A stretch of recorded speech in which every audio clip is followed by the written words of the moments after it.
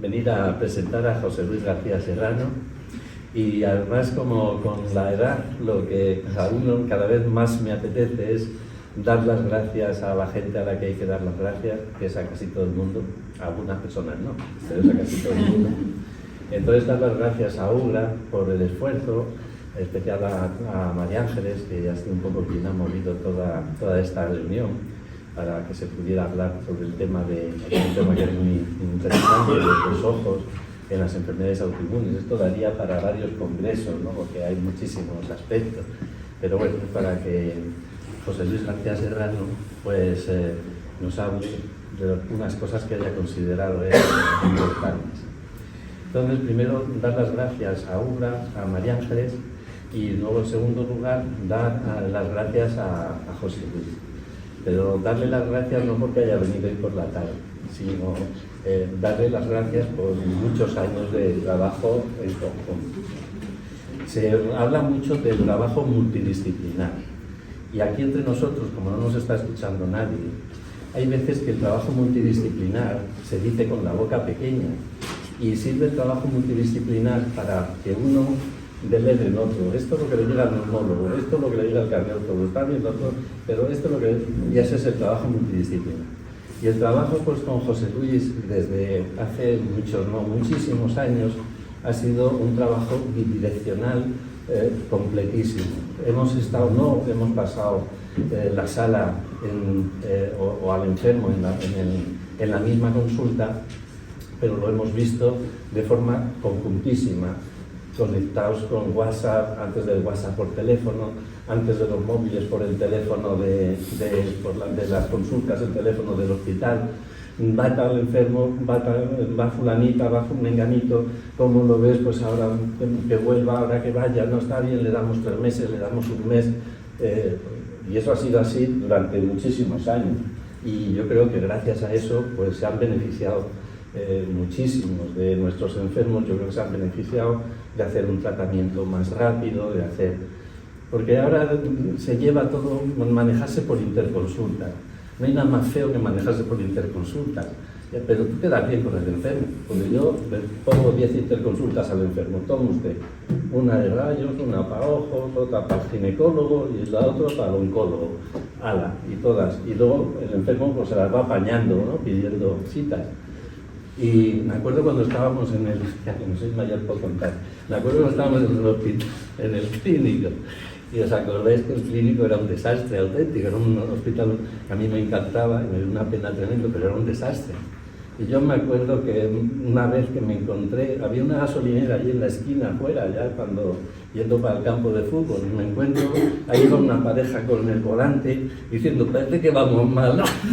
Caminando por la esquina aquella, enfrente de la gasolinera, claro, y van buscando lo que sea, porque aquel hospital era... Pues ahora con el tema de las interconsultas, los enfermos, el comunicarse con especialistas a base única y exclusivamente de interconsultas, es lo más frío que hay, porque en la interconsulta lo que haces es poner 2 palabras más rápido, y mientras que, bueno, pues con José Luis, con el tema de oftalmología, tanto para el control de los antipalúdicos, para el manejo de las uveitis, para los enfermos que tenían complicaciones oftalmológicas de la enfermedad que fuera, pues ha sido una relación siempre pues, muy estrecha, muy directa, y además siempre con una accesibilidad inmediata, es decir, salvo que no estuviera en el hospital, pues ha accedido siempre cuando le preguntábamos algo, cuando le pedíamos algo, y eso pues es algo de lo que yo creo que nos debemos enorgullecer, ¿no? Y entonces es por lo que quiero darle las gracias, no por el hecho de que venga hoy, que también se las doy, sino por las gracias por tantos años de trabajo un poco, y ya está. Yo ya no pinto nada, yo me marché aquí José Luis Callejas, y el doctor José Luis, y yo, José Luis García Serrano. Muchas gracias.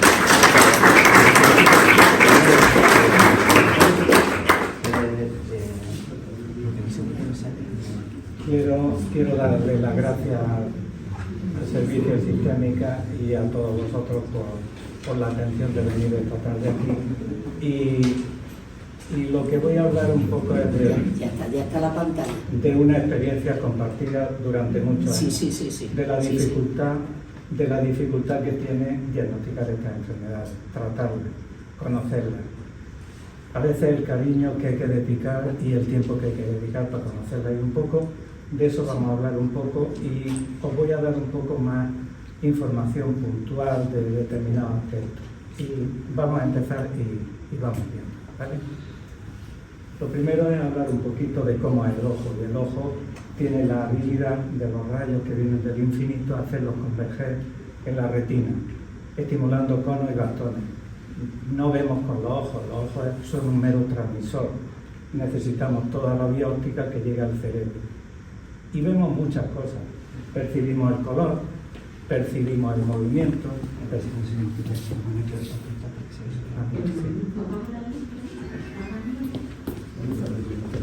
Percibimos la forma de las cosas.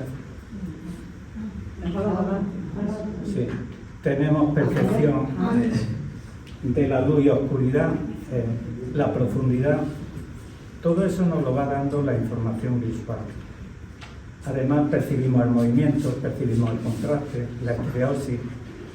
Del sentido que más información vamos a tener va a ser la visión. Y además los ojos funcionan ininterrumpidamente. La gente dice, descanso mis ojos, descansa usted su corazón, descansa usted su hígado. Los ojos están para usarse siempre, desde que nacemos hasta que morimos. El ojo hemétrope es aquel que desde los rayos que vienen del infinito convergen directamente en la retina, sin necesidad de acomodación. Es un poco la imagen que vemos a la derecha. La convergencia de los rayos en un punto que en ese punto sería la fobia, la zona de máxima agudeza visual. El miope es aquel que los rayos se le forman un poco delante. Ahora con la lectura, con los ordenadores, con no salir a la calle y tomar el sol, se nos está miopizando la población. Tenemos que enseñar a los niños que estén al menos 2 horas al aire libre, porque eso va a evitar un poco la miopización o que progrese tanto la miopización. La miopización global a nivel del mundo ha aumentado en la época del COVID. Bueno, con corrección conseguimos llevar esa imagen hacia atrás en la retina, con lentes divergentes. En la hipermetropía el efecto es el contrario. La imagen se forma detrás, tenemos que acomodar y llevamos la imagen delante. Y se ve mal de lejos, pero aún peor se ve de cerca.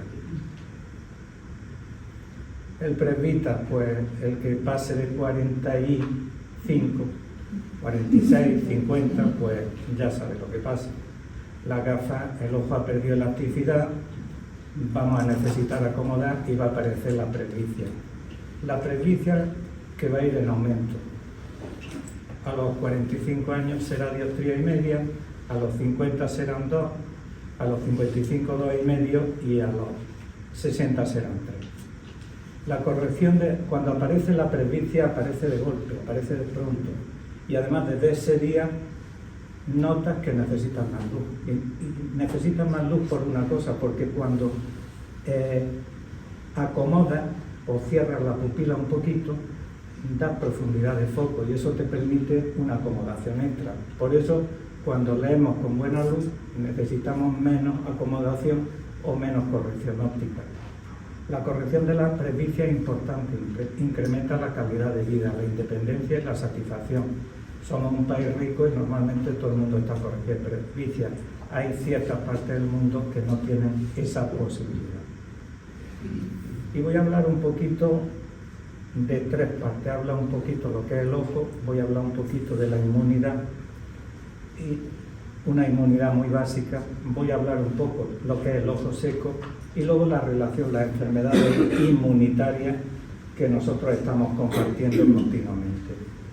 La inmunidad nace como el conjunto de mecanismos de defensa fundamentalmente frente a la infección, bacterias, virus, hongos, y que nos pueden causar la muerte. El organismo se defiende con una serie de mecanismos inmunitarios cada vez que esos organismos pasan las barreras, la piel, mucosas, secreciones, y también es capaz de distinguir aquellas células que están degenerando, células tumorales o células que han envejecido y que ya no son útiles al organismo, y las va eliminando. Tiene una gran capacidad y es de distinguir lo propio de lo ajeno. Y eso es importante porque es un poco el punto donde van a converger las enfermedades inmunitarias. Los gérmenes están ahí, están fundamentalmente en biopelículas y se aíslan. El moco, las secreciones, hay distintos tipos de gérmenes que convergen y además se protegen. Y esa protección hace que el organismo tenga que tener mecanismos de autodefensa muy potentes. En la inmunología yo voy a hablar muy general y hay que decir que hay una defensa inespecífica, una defensa rápida que actúa la natural killer, y si yo me voy a referir a esa inmunidad rápida, inespecífica, en muchos casos consigue detener que esa infección progrese. Si va progresando, se van a poner en marcha una serie de mecanismos de respuesta adaptativa, fundamentalmente por linfocitos B y T. Los linfocitos B son los anticuerpos, los linfocitos T son las células, y se van a ir poniendo en marcha sucesivamente. En el COVID, los test que hemos mirado continuamente han sido test de antígenos o anticuerpos, han sido fundamentalmente la inmunidad celular, no la hemos valorado en los test que hemos usado habitualmente. El complejo mayor de histocompatibilidad es como un marcador y es una familia de genes que tienen antígenos de histocompatibilidad. Presentan una gran variedad, muchas formas y variaciones en los individuos. Y eso va a ser importante porque muchos de esos elementos de complejo mayor histocompatibilidad van a ir bacterias y virus que se van a engarzar. Se van a engarzar también que cuando haya fenómenos de inmunidad alterada, el organismo va a creer que ahí se están engarzando bacterias o virus y los va a atacar. Los antígenos HLA B27, B51, la 29 distintos antígenos de histocompatibilidad que despiertan o determinan respuestas autoinmunes alteradas en algunas patologías. El sistema inmunitario, igual que la sangre, igual que el pulmón, pues tiene sus elementos constituyentes, la médula ósea, donde se van a producir todas las células sanguíneas, el timo, donde van a madurar esos linfocitos, el bazo, la amígdala, el sistema de complemento. Es un sistema global de defensa. En el ojo, el sistema global de defensa más pequeño y más cercano son los folículos, que van a aparecer en muchas patologías conjunturales. Y es tan potente el sistema inmunitario que no está solo, está interconectado a la sangre, está interconectado al sistema nervioso. Y a mí me interesa recalcar el sistema nervioso porque el ojo o la retina no es más que una prolongación del sistema nervioso central. Esa intercomunicación es tan importante que facilita la comunicación y la defensa del organismo. Cuando hay una enfermedad sistémica, el sistema inmune, cuando hay una enfermedad o un simple catarro, el sistema inmune avisa al cerebro y le dice: va a tener fiebre, mialgia, no debe salir porque va a enfermar. Hay una comunicación intensa y directa. Hace poco ha salido, esta semana pasada salió el atlas celular del cerebro. Un gran número de grupos de investigación han convergido en sus investigaciones. Han descubierto que hay 3.000 tipos de neuronas. No sabemos qué hacer. Eso no tiene ahora mismo aplicación práctica. Pero en el futuro esperamos que algunas enfermedades como el Alzheimer nos permitan descubrir de dónde viene esto. Como el sistema nervioso es tan complejo, cuando tenemos que tratar las enfermedades inmunitarias, utilizamos dianas farmacológicas más sencillas, y el sistema inmunitario, aun siendo muy complejo, tiene eslabones que son más sencillos, que es donde vamos a actuar. En el embarazo se van a desarrollar potentísimos mecanismos de tolerancia inmune. La madre, cuando da a luz, va a transmitir gran parte de su inmunidad, que la ha ido transmitiendo durante todo el embarazo, pero es que cuando da a luz va a transmitir gérmenes comensales que van a desarrollar y van a ayudar a la flora intestinal de ese niño, que le van a ayudar a digerir los alimentos. Y hay un mecanismo de tolerancia o defensa inmune que ya está en el embarazo, que está en las barreras cerebrales y que está en las barreras oculares. La lactancia potencia en el bebé la proliferación de células mediadoras del sistema inmune. Tenemos menos riesgo de sufrir enfermedades autoinmunitarias. Sobre todo en la lactancia son claves las 3 primeras semanas de la vida.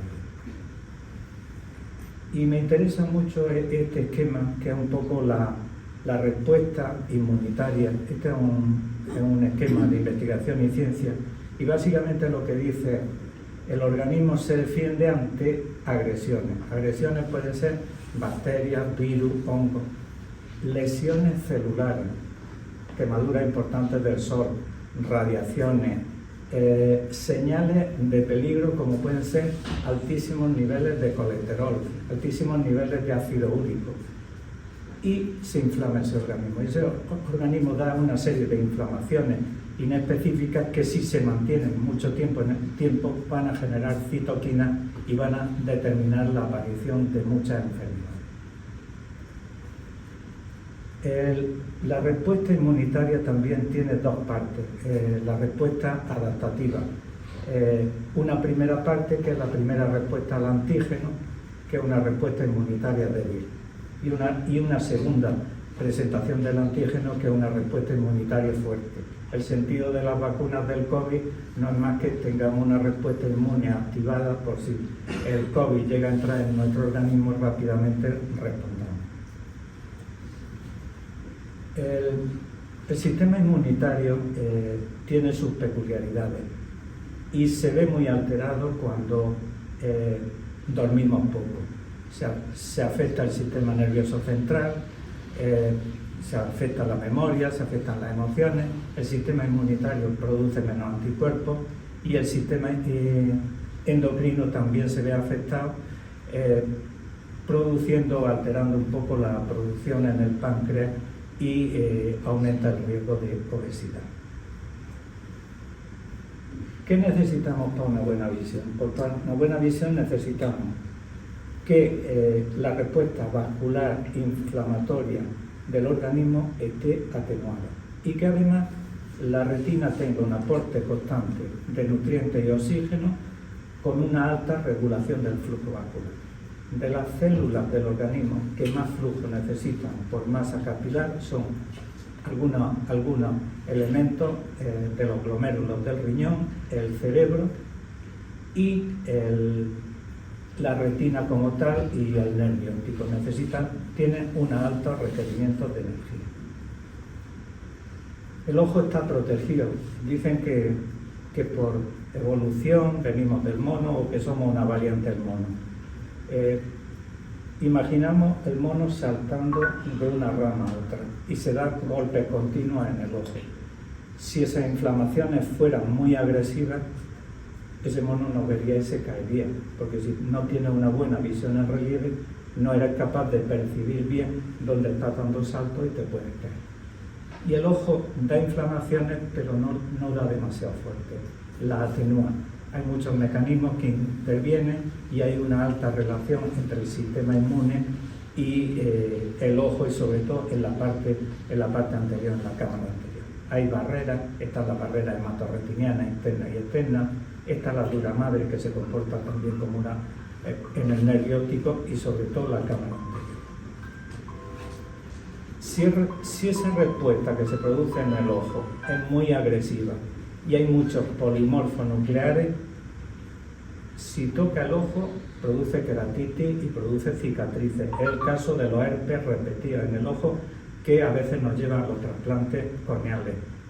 Es el caso de algunas conjuntivitis muy agresivas por pseudomonas o por gonorrea.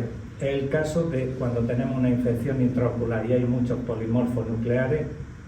No solo está lesionando directamente el germen, sino que los polimorfos nucleares están limpiando, pero están también destruyendo tejido.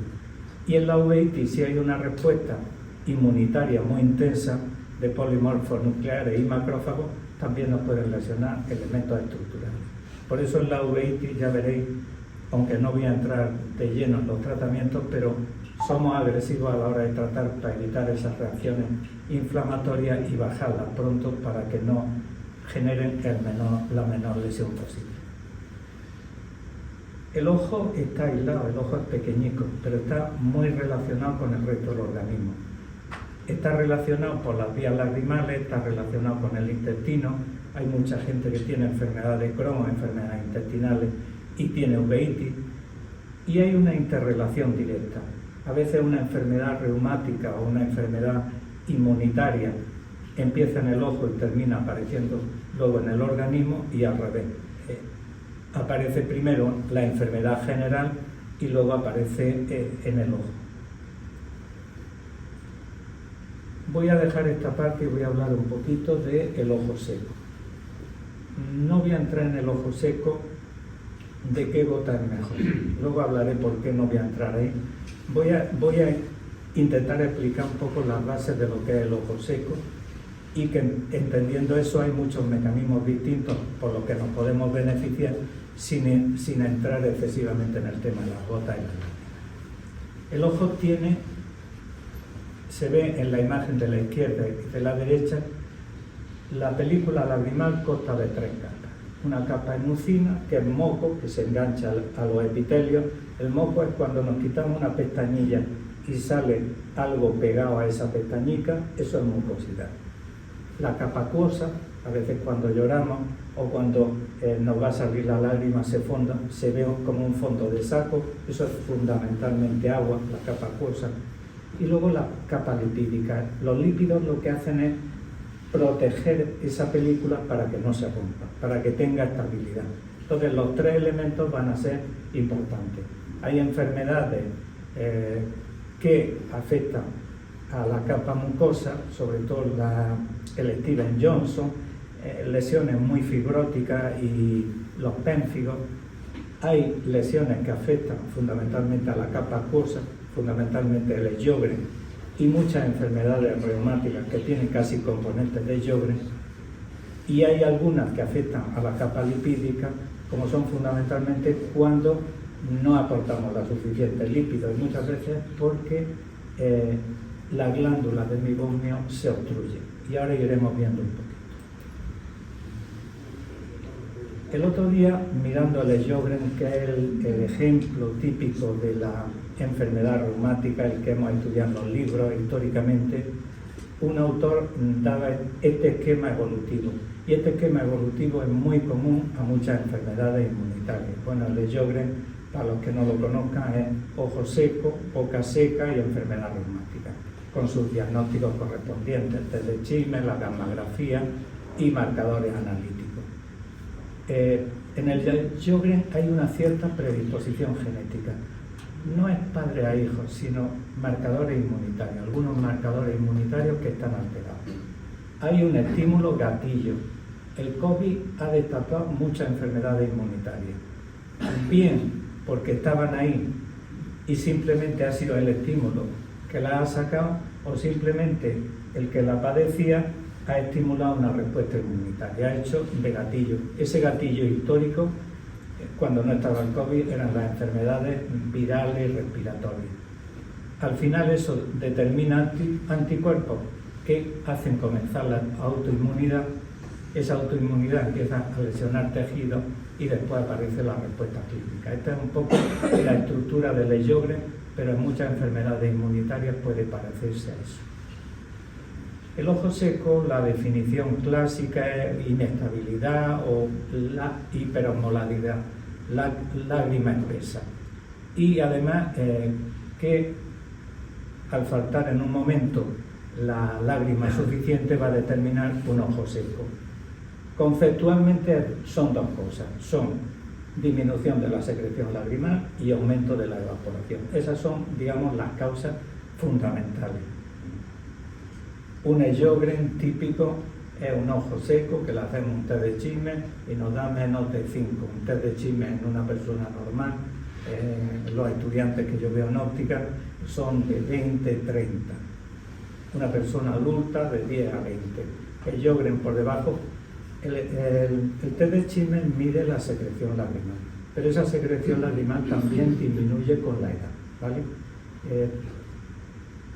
Antes solo pensábamos que el ojo seco era una serie de enfermedades reumáticas, pero hemos visto que cubre un abanico más grande. Entonces hemos descubierto que muchísimas personas mayores de 60 años tienen muchos componentes de ojo seco y que la mujer, cuando llega a la menopausia por el cambio de estrógeno, también aumenta la sequedad ocular. Vemos como normal que un niño tenga unos ojos grandes, el padre un poquito más pequeño y el abuelo más pequeño, y fundamentalmente una defensa ante esa sequedad ocular. La clínica del ojo seco, pues la conocemos: picor, escozor, lagrimeo, ojo rojo, sensación de cuerpo extraño, ver borroso, te cansa, a veces están los párpados pegajosos. Una clínica variada y dispersa. El ojo seco no es peor cuando nos llora el ojo. Cuando nos llora el ojo tenemos una cierta respuesta refleja. Es peor cuando, teniendo sensación de sequedad, no hay respuesta refleja. El ojo seco puede ser porque se altere, hay una córnea inflamada y la conjuntiva, y se reduzca la mucina, se reduzca la capa acuosa o se reduzca la capa lipídica. Voy a hablar un poquito de las causas de evaporación lagrimal. Una de las causas fundamentales es mirar la televisión y el móvil. Cada vez que parpadeamos, extendemos una película lagrimal en el ojo y la renovamos.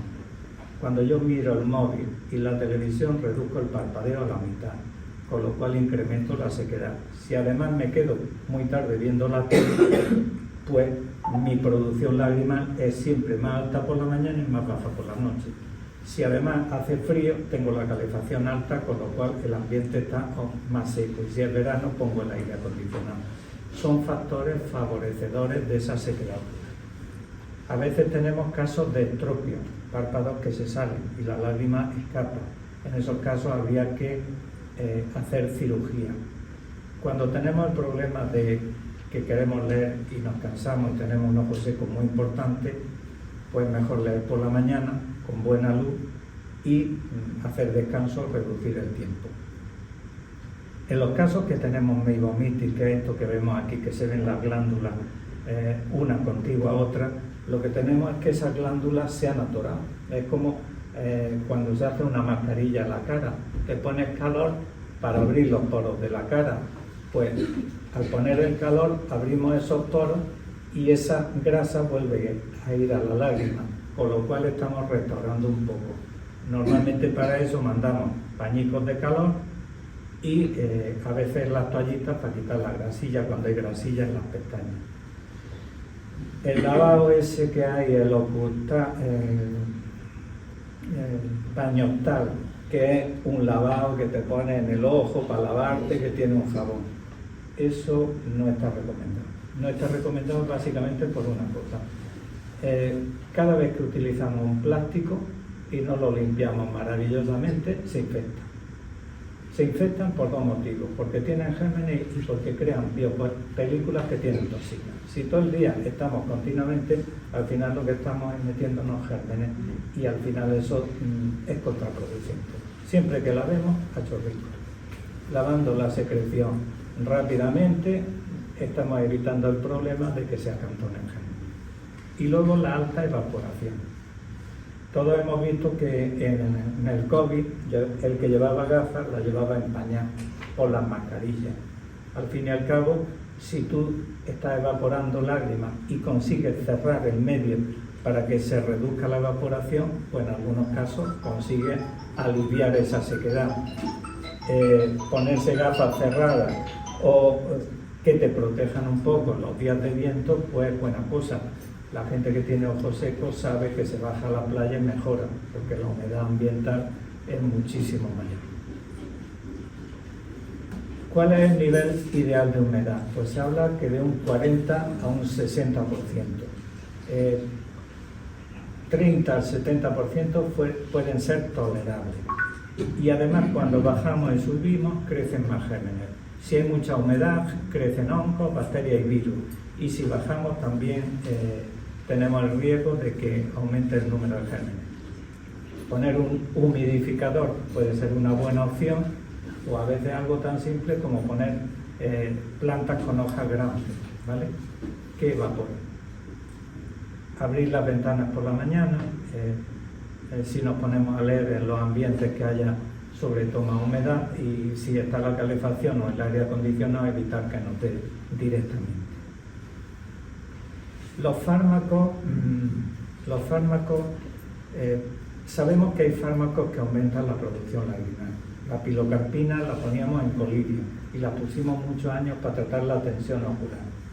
La dejamos de poner cuando aparecían otros fármacos porque daba espasmos del músculo ciliar y se veía borroso. La gente joven veía borroso y le dolía la cabeza. Se puede poner sublingual, mejora un poco la secreción lacrimal. Mucho, no. ¿Vale? Y el Salagen, porque es un fármaco administrado vía oral, vosotros lo habéis administrado bastante, va bien, pero tiene el problema que a mucha gente le da intolerancia por sudores y diarrea. El que lo tolere bien, pero no podemos, digamos, generalizar. Lo que sí se sabe es que hay muchísimos fármacos que hacen todo lo contrario, te reducen la producción lacrimal. Los beta-bloqueantes que utilizamos para el glaucoma, los antihistamínicos, los fármacos antiglaucomatosos, los antidepresivos y ansiolíticos, el uso prolongado de lentes de contacto. Y voy a tocar dos temas un poco fuera. Cuando yo me hago la cirugía, yo les explico a mis estudiantes que se imaginen una ciudad, ¿qué pasaría si se quedara sin luz eléctrica? Pues imaginaros lo que le pasa si nos quedamos sin nervios en la superficie anterior de la córnea. Los nervios determinan cuántas lágrimas que tenemos, qué composición, cuántas veces parpadeamos. Cuando nosotros hacemos cirugía refractiva, inicialmente cortamos parte de esos nervios, que luego van a tardar en regenerarse entre 6 y 12 meses. Entonces la cirugía refractiva produce sequedad ocular. Luego con el tiempo se va recuperando, ¿vale? Pero lo determina. Y luego hay algo que es muy importante, el BAC. Cuando yo abro un colirio, nosotros siempre decíamos que un colirio no podía mantenerse más de un mes. Pero es que un colirio abierto un mes es básicamente porque tiene conservante. El conservante más utilizado es el BAC, y el BAC es muy tóxico. Si yo me pongo muchas veces BAC y a altas concentraciones, me genero yo lesiones corneales semejantes a la queratitis sísmica. De ahí, de evitar los conservantes, nacieron todo lo de la lágrima o los colirios monodosis. Han partido de ahí. El problema de los monodosis es que cuando empiezas a tener cierta edad no tienes tanta habilidad en las manos y al costarte aplicarlos cuesta mucho la unidosis respecto a la multidosis. Las gotas normales son bastante más fáciles de aplicar que las monodosis a muchos abueletes que tenemos en consulta. Entonces el BAC, en la medida de lo posible, se debe evitar, pero que hay que saberlo. Por eso mismo, una lágrima artificial, un colirio que te pones continuamente, probablemente te estés creando tú más problemas que soluciones. La lágrima artificial, eso que se dice, póngaselo usted las veces que quiera. No, te estás creando un problema. La lágrima artificial tiene 200 componentes. Una lágrima que nosotros ponemos, tenemos un estabilizador, carboximetilcelulosa, ácido hialurónico, duran unos 15 minutos. Si son más densas, puede llegar por diluciones sucesivas a 30 minutos. Se acabó, no duran más. Entonces no podemos estar todo el día echando continuamente lágrimas artificiales, cuando en muchos casos tienen conservantes que producen lesiones. Esta lesión no es típicamente de un ojo seco, es parte un poco condicional. Esto es una artritis idiopática juvenil y esto es una queratopatía en banda. Esta lesión de calcio que se ve ahí se forma en enfermedades reumáticas, sobre todo en la artritis idiopática juvenil, en algunas cirugías de vitreoretina y en muchas lágrimas artificiales con fosfato. Se deben evitar las lágrimas artificiales que lleven conservantes y que lleven fosfato, ¿vale? En el ojo seco hay distintos tipos de gravedad. A nosotros, como clínicos, más que la subjetividad de la persona, nos interesan mucho las lesiones. Y entonces, esta es una clasificación, se llama clasificación de ojos, y cuanto más queratitis punctata tenemos, sabemos que el ojo está bastante más avanzado. Esto es un tipo en función del número de puntos que aparecen en la córnea. El mayor problema que nosotros los oculistas tenemos con el ojo seco es con el glaucoma, no es con el iogre. Lo que pasa es que miramos para otro lado porque no tenemos otro remedio. Si tú tienes un glaucoma y no bajas esa tensión, vas a perder el nervio óptico. Luego tienes que bajar esa tensión y vas a tener que poner en gotas, y además a veces varias gotas, porque con una sola no es suficiente, durante años, y no las vas a poder quitar. Y eso genera pues, problemas de sequedad, alteración de esa superficie ocular.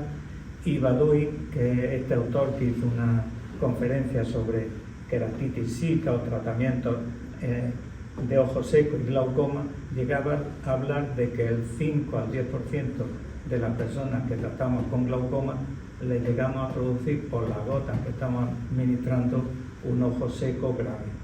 Hemos aprendido que cuando podemos utilizamos monodosis, cuando podemos en 2 fármacos los unimos en uno y reducimos el número de administraciones. Y hubo un tiempo que se creía que si añadían lágrimas artificiales a las gotas que ponían en el glaucoma, aliviaban. Y nos dimos cuenta que era todo lo contrario, porque ponían el tóxico ese en las gotas que ponían en el glaucoma y además en las lágrimas artificiales. O sea, las lágrimas artificiales en el glaucoma no está demasiado indicado. ¿Qué es lo más aceptado? Pues aquí os pongo un poquito de lo más aceptado. Y lo más aceptado es que si un ojo es leve, pues lavamos o con suero fisiológico o con lágrimas artificiales sin conservantes, poquitas veces cuando tengamos sensación de sequedad. Si hay blefaritis, pues entonces ponemos nuestro calorcico, abrimos esas glándulas de meidomio y con toallitas quitamos esa sequedad. Si la cosa va bastante a más y están empezando a aparecer úlceras importantes, que afortunadamente son muy pocos casos, entonces ponemos suero autólogo. El suero autólogo básicamente es sacar de tu sangre, lo que hace es la centrifuga, le quitas las células y diluye el componente sin células. El suero autólogo se utiliza fundamentalmente porque tiene factores neuroblásticos y va muy bien para eso, y va muy bien para la úlcera.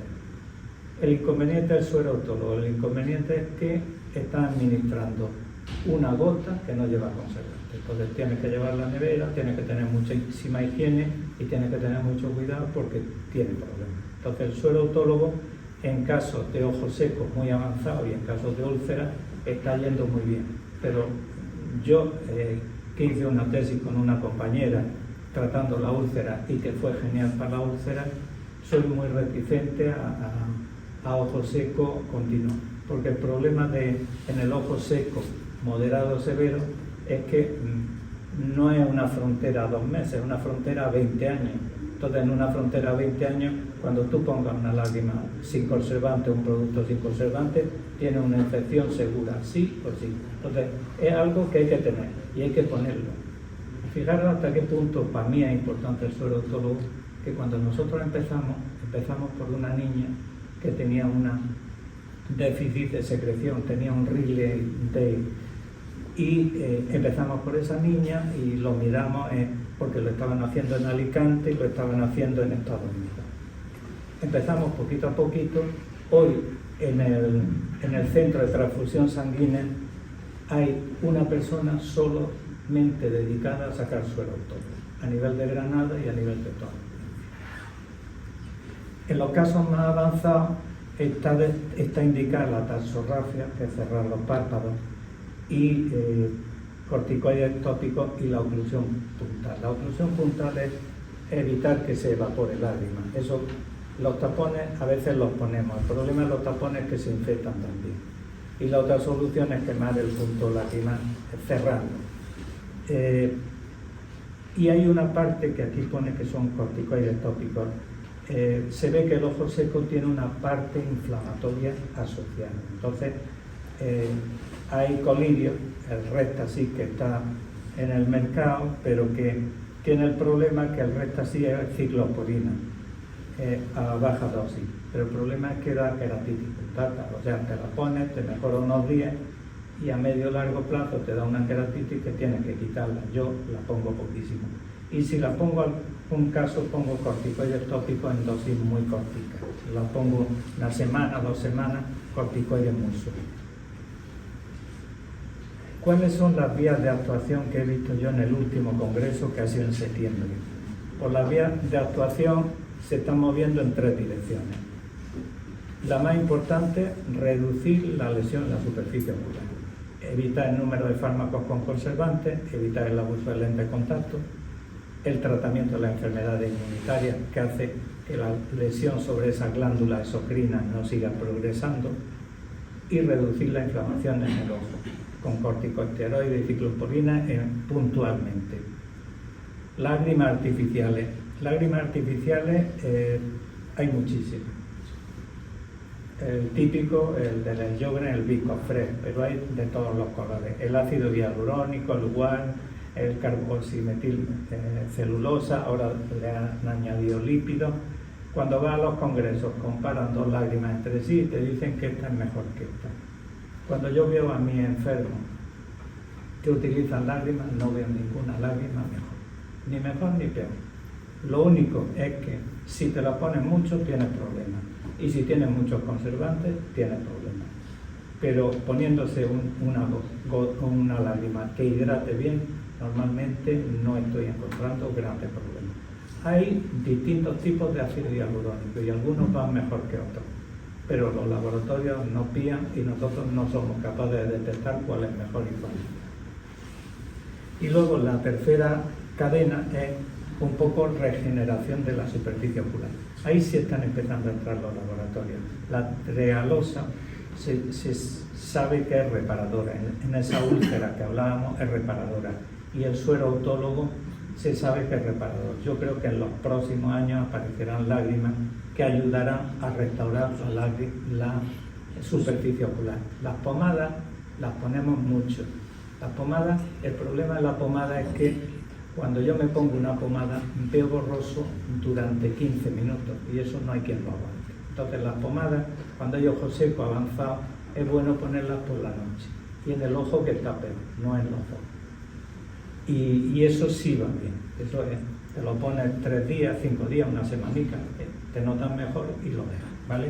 Pomada hay muchas, la Coral, el Silin, hay un montón, ¿vale? Este es un caso de ojo seco avanzado, ¿vale? Aquí se puso suero autólogo y estas úlceras que eran tan grandes se curaron. Aquí la visión era muy mala, 0,1 y pasó a 0,8. Para esto el suero autólogo es una alternativa muy buena. Hay una lágrima, hay un colirio que lleva factor de crecimiento, se llama NGF y se llama Cenegermin, y lo fabrica un laboratorio italiano y vendría bien para los ojos secos. Lo que pasa es que vale una fortuna, no sé si vale cada colirio 3.000 euros y viene a ser equivalente al suero autólogo. Entonces se usa en proyectos de investigación y poco más, no está extendido.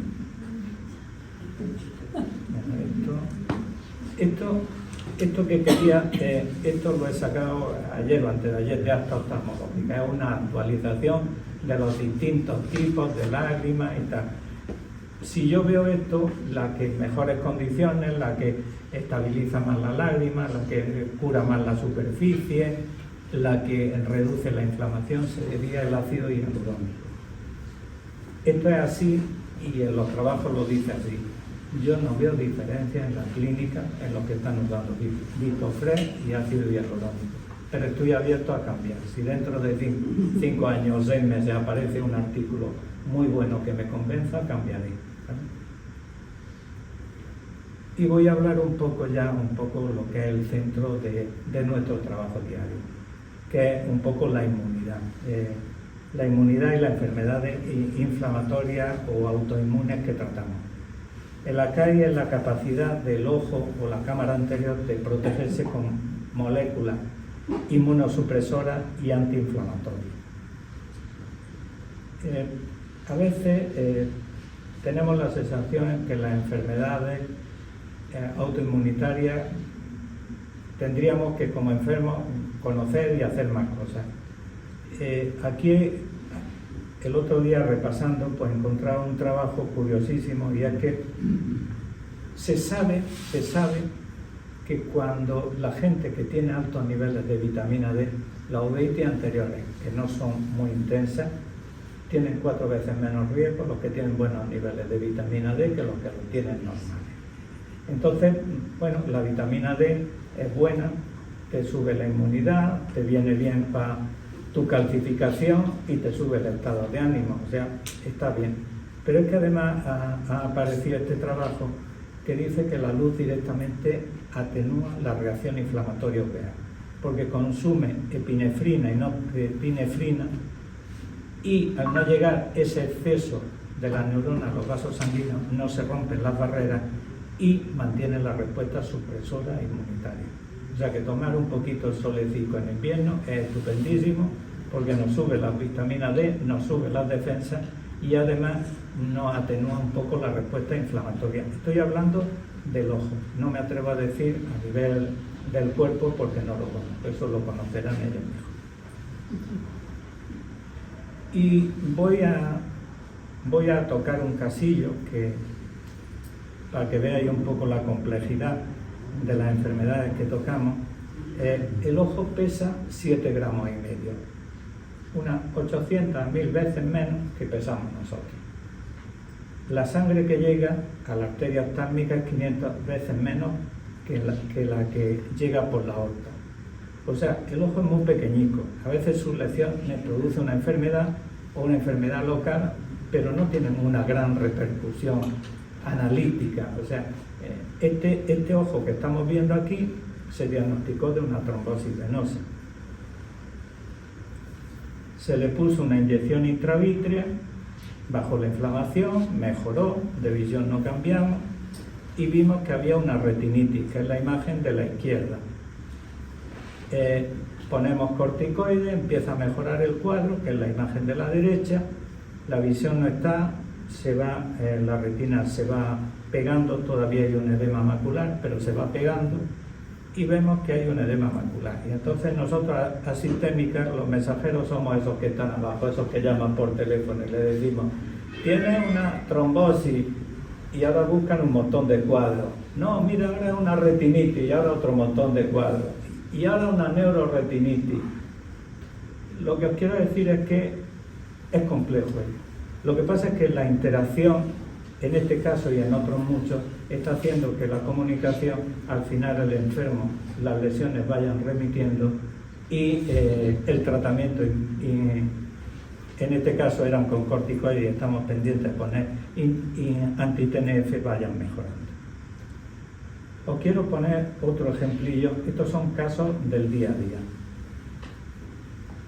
Este lo vio Raquel, paciente de 24 años, padece de COVID, y digo padece de COVID, lo digo ahora, pero después de haber pasado por 4 especialistas, incluidos nosotros, por el dermatólogo, por el de sistémica y por el otorrino, a nadie le había dicho, vino con una uveitis intensísima en octubre, hipertensiva, a nadie le había dicho que había padecido el COVID. Pues pensamos que, y decía que tenía un afta en la boca hacía un año. Pensamos que es un BC, lo tratamos con nuestros corticoides, pero aquello no responde. Y al hacerle las fotos nos encontramos esta imagen, que esa imagen es típica de atrofia del iris, lesión herpética, o algunos fármacos lo producen. Empezamos a preguntar, y por una analítica que nos salió una ferritina alta, dijimos a ver si este ha tenido el COVID. Le preguntamos, el caso al final derivó que este paciente había tenido el COVID, se le han bajado las defensas y como consecuencia de esa bajada de defensas ha tenido un ERP. ¿Vale? Buscamos el caso, nos vamos a PubMed, que es la base de datos que nosotros tenemos, que tiene 35 millones de resúmenes, y hemos sido afortunados. Hemos encontrado 2 casos iguales en 2 resúmenes. Ese es el caso bonito que ha venido del libro y tal, pero en muchos, la analítica, no hay nada. Vemos que es una uveitis anterior.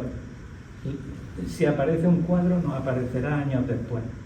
Y tenemos que coordinarnos a la hora de buscar los mejores tratamientos para esos pacientes.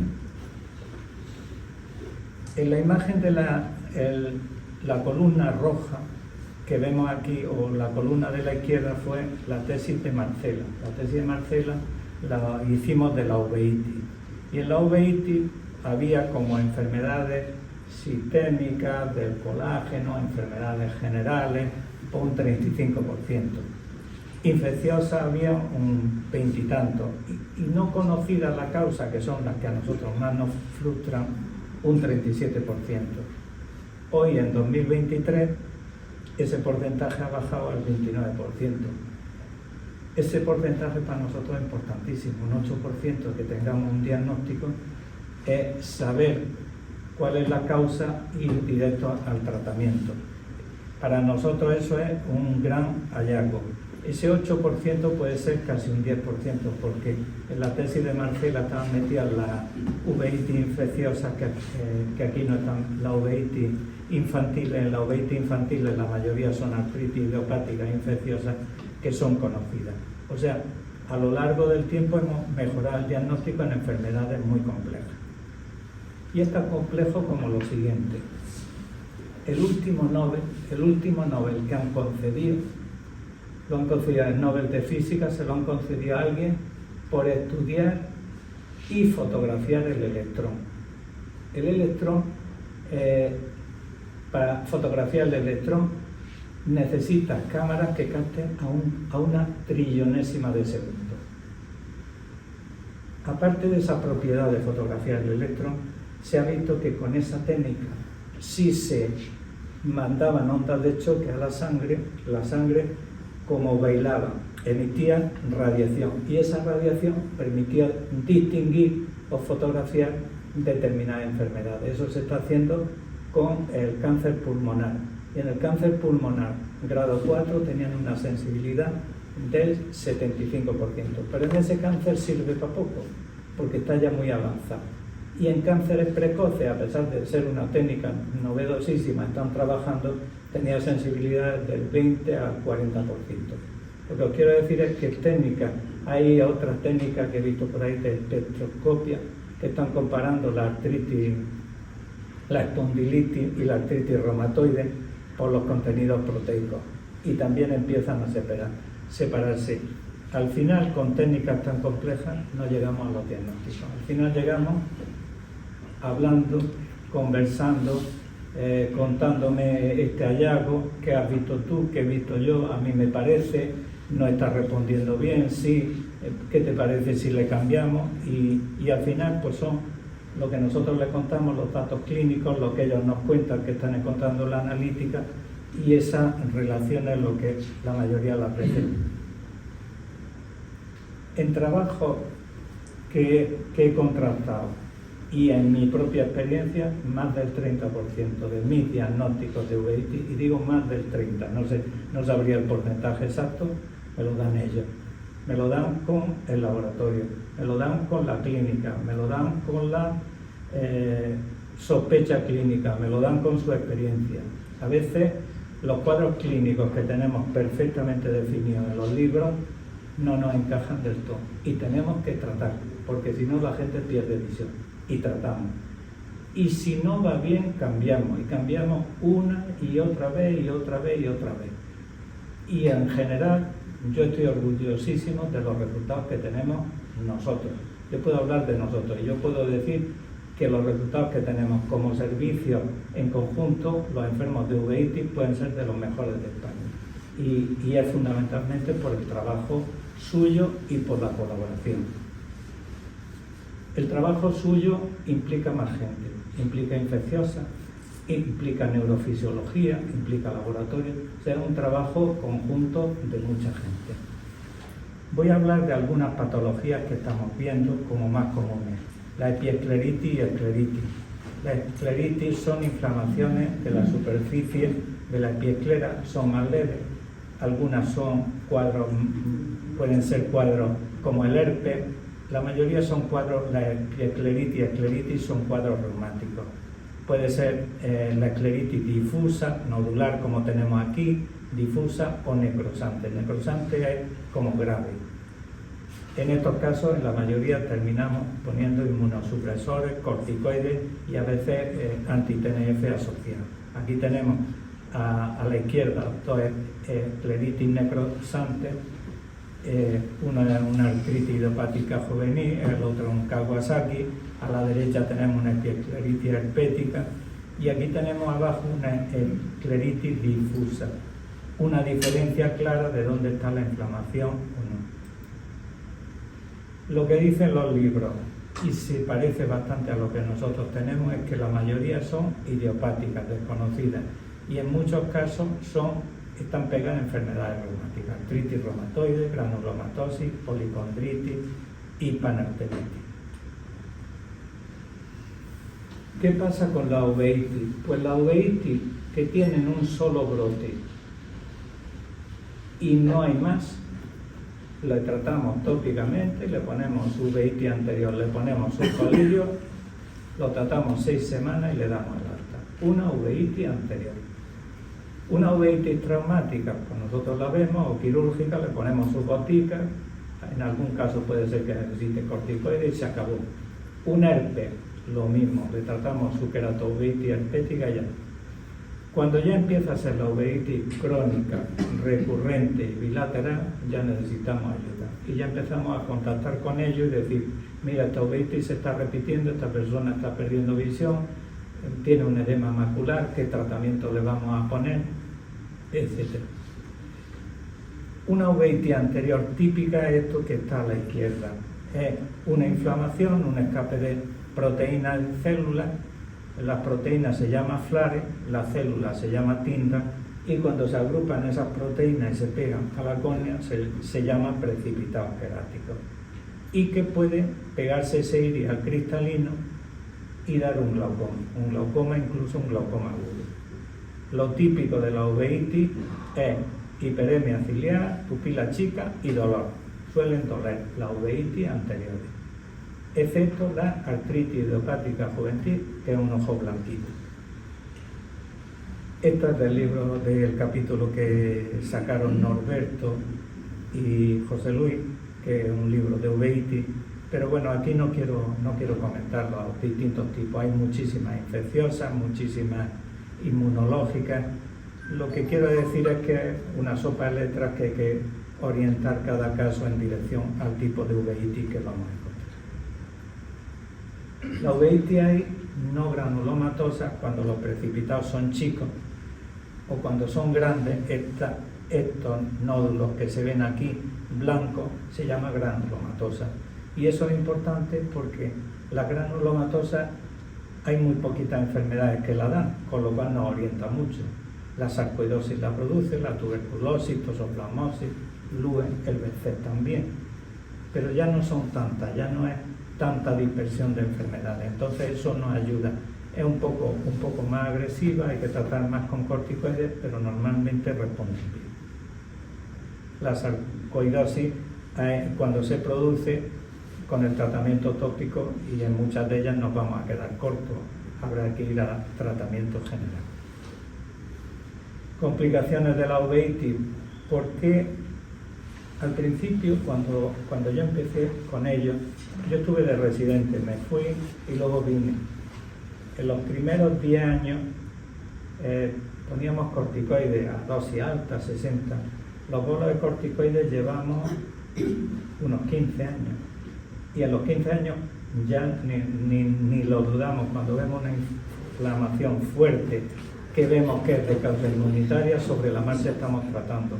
Los anti-TNF, que es un gran grupo de fármacos que nos ha resuelto muchísimas uveitis, sobre todo el BC, lupus, algunos casos de sarcoidosis, nos ha resuelto muchísimos casos que antes teníamos vitritis o edemas que no se resolvían.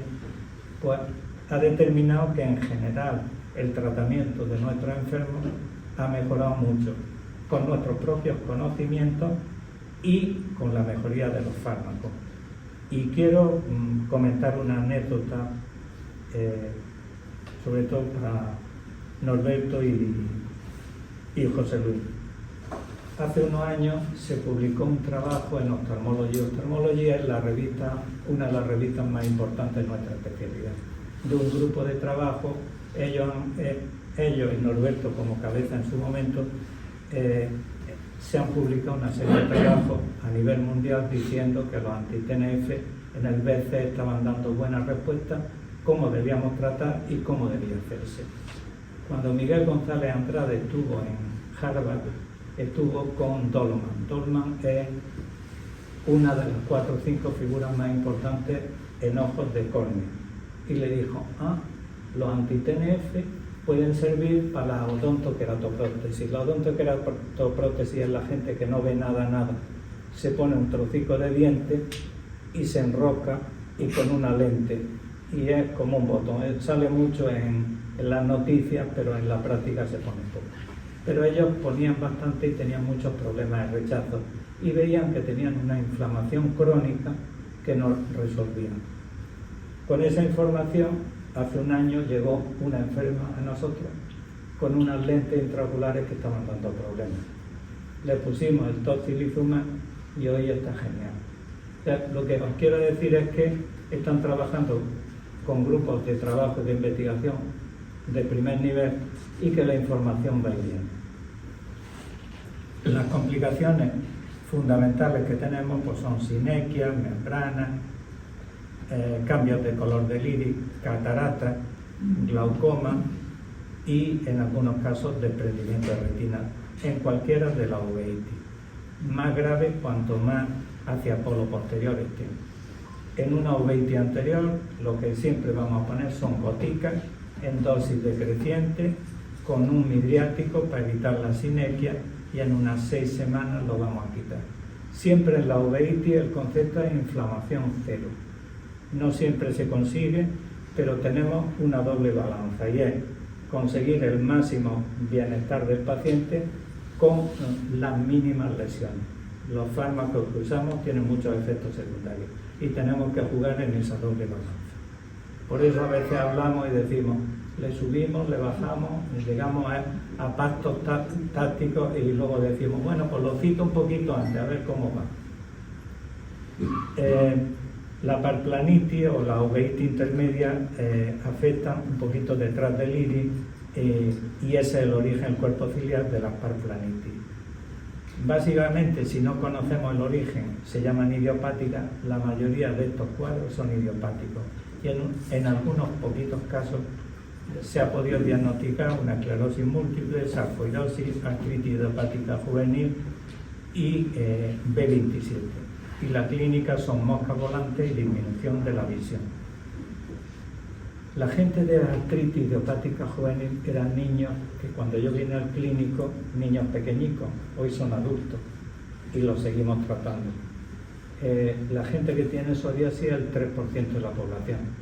Tener enfermedades inmunitarias aumenta el riesgo de tener más enfermedades inmunitarias. O sea que en la medida de lo posible debemos evitar las causas que los afectan. La característica fundamental de la uveitis intermedia son los flóculos vítreos, la vitritis y a veces dan edema macular.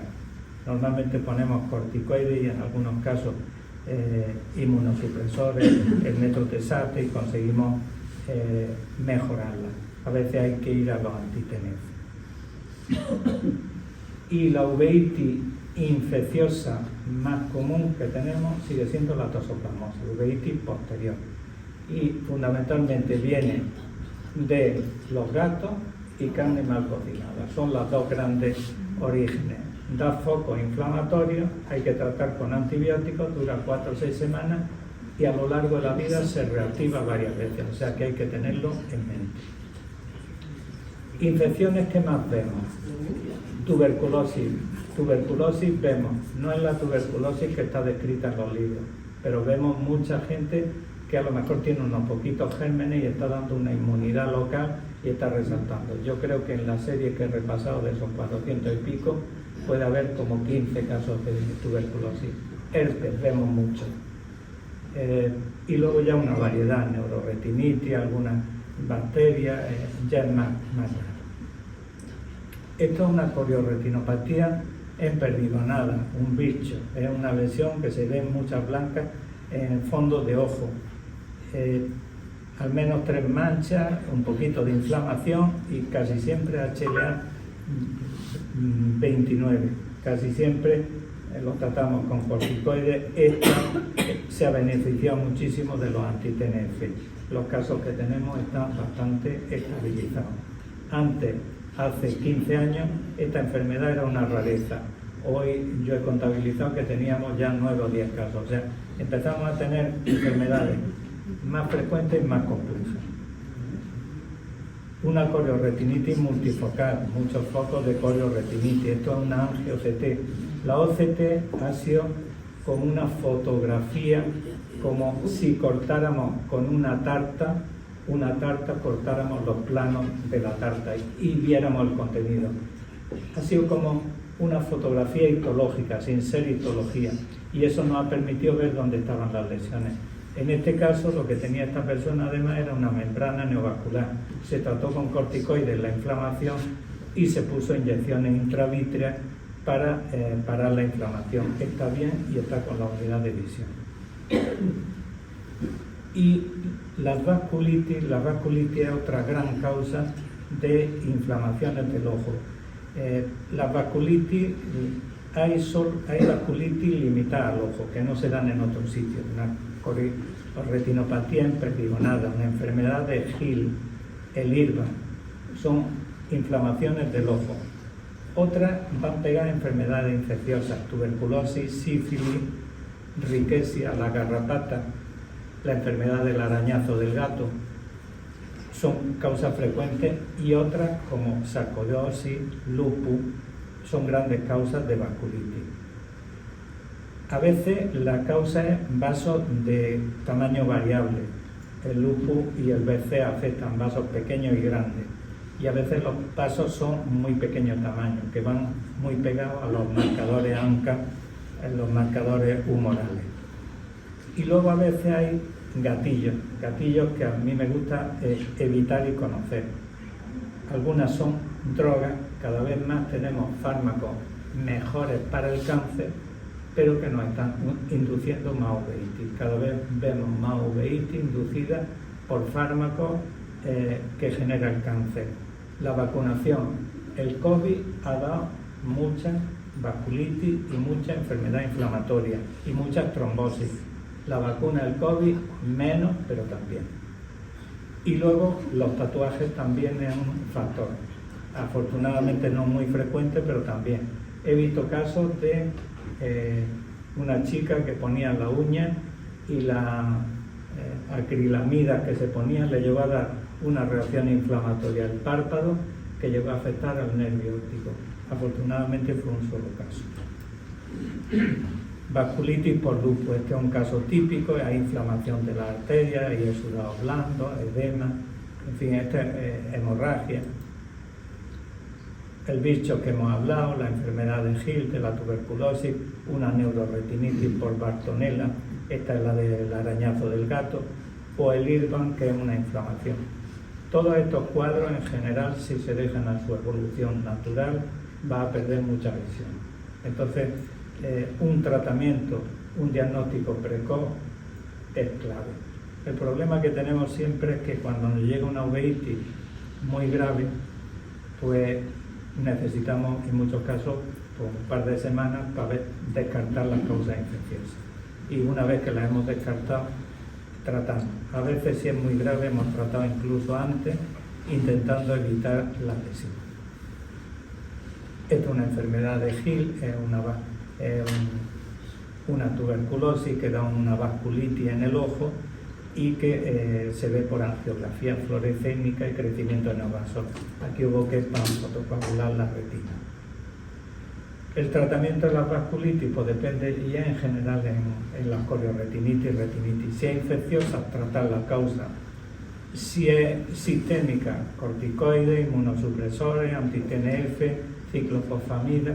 La ciclofosfamida era un fármaco que antes usábamos mucho, un fármaco muy tóxico y muy útil, y hemos ido reduciendo con el tiempo. A veces la retinitis nos viene por un gatillo que podemos extraer, y otras veces pues generalmente no podemos. Las lesiones de la retina a veces se asocian a inflamación del nervio óptico, papilitis. Las papilitis son cuadros graves porque el problema del nervio óptico es que se inflama y después al inflamarse queda una pérdida de visión muy importante. Cuando una papilitis es secundaria a algunas enfermedades desmielinizantes como la esclerosis múltiple, los corticoides y la respuesta nos bajan ante la inflamación, pero el curso evolutivo lo alteramos menos. Pero en aquellas que son de causa inflamatoria, como los crión, como los MOB, como hay muchas infecciosas, pues hemos cambiado un poco el curso y hemos mejorado el pronóstico. Este es un caso de inflamación del nervio óptico. Os estoy presentando un poco las imágenes, aunque no las explique, pero un poco para que veáis un poco cómo las vamos valorando. En este caso, el nervio óptico está inflamado y la línea negra que aparece por encima de la verde nos indica el aumento del espesor de la retina, que está muy aumentado. Este es otro caso que nos ilustra un poco las dificultades. Este paciente viene bien, con este ojo no ve, tiene un edema macular, tiene una papilitis, se le hace todo el estudio infeccioso, no sale nada. Le ponemos nuestros corticoides, no responde, subimos, me parece que le pusimos, no sé si metrotesate, igual, no veía, no respondía, y nos replanteamos. Y entonces volvemos a hacer la analítica de nuevo, 4 o 5 meses después. Y en esa analítica nos salió un virus, nos salió un citomegalovirus. Cambiamos el tratamiento y este ojo que nos vino con cuentadedos, en cuentadedos se quedó. Este ojo no pudimos hacer nada porque ya venía muy mal. Pero el otro ojo nos vino con la unidad y hoy, 2 años después, está con la unidad. Esta es una niña con una encefalitis por citomegalovirus. Se va a su casa, diagnostica y trata de citomegalovirus y al volver dice a la madre que ve borrosillo. Y nos encontramos con una papilitis que nos obligó a los pediatras a volver a tratar con valganciclovir 2 semanas y la niña quedó bien. Y por último quiero hablar un poco de todas las uveitis, la panuveitis. La panuveitis es afectación de todas las estructuras oculares. Uveitis anterior, intermedia y posterior. Es la más grave. Cursa y tenemos que ser más agresivos con el tratamiento. El BF es un típico, nos cursa con frecuencia con panuveitis, algunos tipos de sarcoidosis y algunas infecciones también nos pueden dar una panuveitis general. Y bueno, ya me quedan dos diapositivas para finalizar y un poco recalcar que la clínica que nosotros vemos y que nos relacionamos en laboratorio y la anatomía pues son la base del diagnóstico. Cada vez nos apoyamos con más imágenes y esas imágenes nos van dando información, que nos van dando pistas que nos ayuden. El ojo es muy chiquitico para el resto del organismo y tiene que dar inflamaciones muy importantes o la inflamación venir de un modo general para que en muchos casos la detectemos. Y luego porque no solo diagnosticamos más, sino que estamos tratando mejor. Estamos utilizando los bolas corticoides precoz, tenemos mejores herramientas nosotros. La OCT y la anti-OCT nos han dado una información en los últimos 16-17 años riquísima. Los fármacos anti-TNF cada vez aparecen más y con nuevas posibilidades. Ahora apareció el certolizumab, que tiene la ventaja que en teoría la mujer joven puede quedarse embarazada sin que haya riesgo del feto, a diferencia de otros anti-TNF, y hemos publicado, tenemos más experiencia y en fin hemos abierto también el diagnóstico, diagnosticamos enfermedades que no diagnosticábamos hace mucho. Y ahora pues yo he terminado mi comunicación.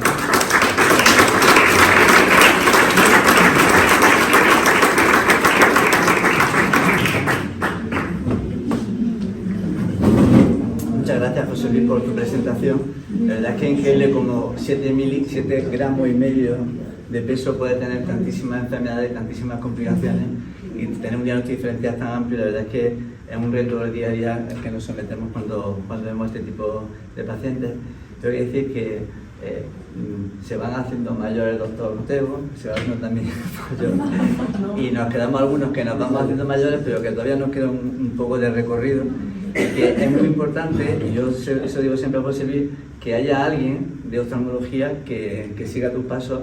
Y como veis, son patologías tan complicadas que muchas veces la gente no tiene ganas de complicarse la vida, porque son pacientes que tienen que ver, lo ve José Luis 3 veces a la semana, y entonces pues ahí vamos a tener un problema cuando te jubilas, José Luis. Yo me jubilo, nos dedicamos a otra cosa que no sea la waiting, porque nos va a dar un patato.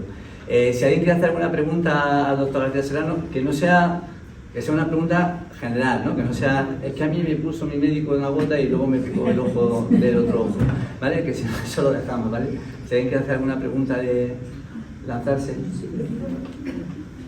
¿El pronóstico de un glaucoma? Sí. Pronóstico de un glaucoma.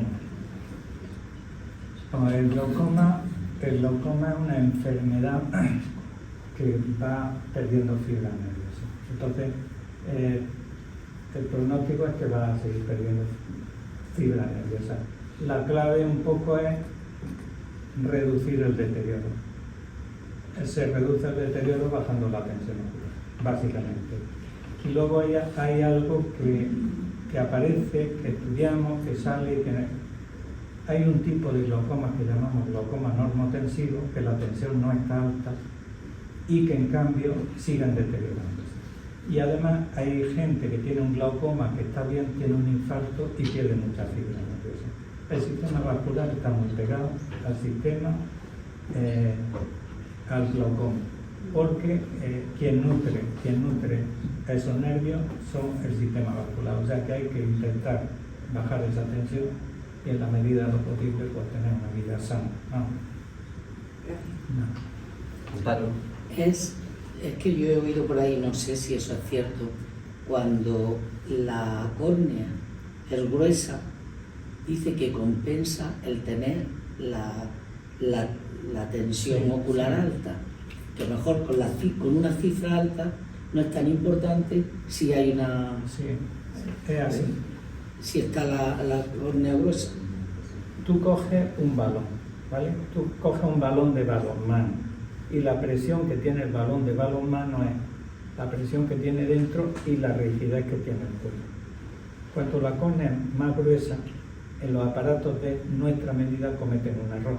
Entonces no diagnostican la presión real del centro. Entonces sabemos que cada 15 una córnea media, para entendernos, vamos a quedarnos con el número 555, 555 micras, ¿vale? Pues cada 15 micras que aumenta 1 milímetro de mercurio la tensión. Y tenemos que quitárselo. Es decir, una persona tiene 600 micras de espesor, si le quitamos 4 milímetros es su valor real. A lo mejor tiene 23, le quitamos 4 y tiene 19, no tiene la tensión alta. Y al revés, si tiene una córnea muy delgadita, hay que subirle. Cada 15 micras hay que subirle, ¿vale? Gracias. ¿Qué futuro tiene la oftalmología? ¿Qué futuro tiene la oftalmología? Oftalmología, yo creo que mucho. Y te explico por qué. Porque ahora mismo oftalmología, hay oftalmología médico-quirúrgica, ¿vale? Entonces, la cirugía tiene 3 o 4 grandes áreas. La catarata como mayoritaria, el glaucoma, la retina y la cirugía de párpado y luego médica, yo no lo he visto bajar en el tiempo, he visto aumentar y además hay un envejecimiento en la población. Muchas de nuestras patologías están relacionadas con el envejecimiento, la diabetes tipo 2, el glaucoma, la degeneración macular, no creo que vaya a bajar ¿Y el trasplante óptico ahora mismo? Trasplante en particular de qué? Del nervio óptico. Del nervio óptico no hay nada. Además eso, restaurar algo que está dañado es muy difícil. La clave es que no se dañe, o que se dañe lo menos posible. Nosotros vamos a muerte, no sabe el estrés que nos genera tratar a alguien y decir, si no lo tratamos, este nervio se me va, esta retina se me va, y no tratarlo con toda la información, porque a veces tratamos un poco a ciegas, pero a lo mejor lo estamos tratando a ciegas y digo, te estoy poniendo esto, pero mañana te veo, y si no te va te lo cambio. Pero el nervio óptico no tiene capacidad, porque las células ganglionares van hasta el quiasma, y ese recorrido tú no lo puedes. No. Mucho mejor estar la ciega que no dejarla ciega. Un momento, mire usted, es normal que con el ojo seco Voy a contestar y allí contesto. tenga un pincho enorme en los ojos. Lo va a tener, forma parte de... O sea que ahí Tengo esclerodermia. sí, tiene un ojo seco, un poquito por la edad, y otro poquito pegado a la esclerodermia. El picor y el escozor lo va a tener. Entonces, adoptar un poco las medidas conservadoras que te he dicho y buscar pues, las lágrimas en momentos puntuales. El suero fisiológico tiene mala prensa, pero el suero fisiológico no es negativo. Vamos a ver. Tú tienes una lágrima que tiene una composición. Se evapora la lágrima y se pone como más espesa. Si tú le vuelves a echar suero fisiológico, le vuelves a tomar su equilibrio, ni pica ni empeora nada. Yo me suelo poner Cicafluid. Va bien. Y el suero fisiológico tiene una ventaja, y es que si lo metes en el frigo y te echa una gota fría es analgésica. ¿Vale? Muchas gracias. Bueno, vamos allí. Sí. Perdón. Sí. Mire usted, es que mi nieto está estudiando y dice que ve palomitas como mariposas. Un móvil. Y entonces él está confundiéndose de decir, estaré perdiendo algo de No, eso es- o tengo algo que me está Eso es un avisando Eso- de algún problema ocular. Si no hay clínica y es miope, es un desprendimiento del vítreo. Que el vítreo se le ha soltado y entonces se ven como moscas, marañas. Y eso con el tiempo se da. No, lo que pasa es que por gravedad cae y lo ves menos. A través menos. No, que se pierde, que está flotando y cae y lo ves menos. Ya. Pero que perderse no, eso es muy habitual. Es habitual más en los miopes y de más edad, pero también en gente joven. Pero que no da peligro. ni No, para- si él viera, el único es que puede tener un desgarro, y un desgarro es chispazos de luz, una cortina negra o sangre cayendo dentro de él. Que dije mariposa. No, es lo que te estoy diciendo. No. Vale. ¿Qué piensas de la Cuando llegan a de la cirugía de la miopía? La cirugía, vamos a ver, la cirugía en la miopía es una cirugía que ha ido muy bien y que va muy bien, pero hay que conocer los efectos secundarios. Las enfermedades del colágeno o inmunosupresoras en gran parte han estado en mucho tiempo contraindicadas realizar la cirugía, el LASIK o la cirugía refractiva. Ahora tienen más conocimiento y se meten más. Yo, si tuviera una enfermedad inmunitaria, en general no me operaría, porque si tengo sequedad me la va a aumentar y a mí me gusta leer y entonces me va a limitar más. Hay gente que está contentísima con la cirugía y hay gente que pues le ha afectado, depende. Afortunadamente el porcentaje de los que están molestos es poco, pero el primer año es malo y los primeros 6 meses son regulares. Hay una última pregunta, pero ya es muy tarde, a las 6:30, y ya si tenéis alguna cosa la tenemos por internet o lo que sea. Preguntarle, ¿es bueno las gotas por la mañana o tomarlas con una gota de suero, ¿no? Fisiológico. Sí. Y los geles como recoger por la noche, ¿no? Los geles mejor por la noche y las pomadas. El gel por la noche va muy bien. Y la gota del día, pues si estás bien un día no te pones y un día te tienes que poner, te pones 3. Ya depende un poco de cómo. pero no ponerse, no creer que me voy a poner una gota cada hora y voy a mejorar. Vale, muchas gracias. Pues nada, le damos las gracias a los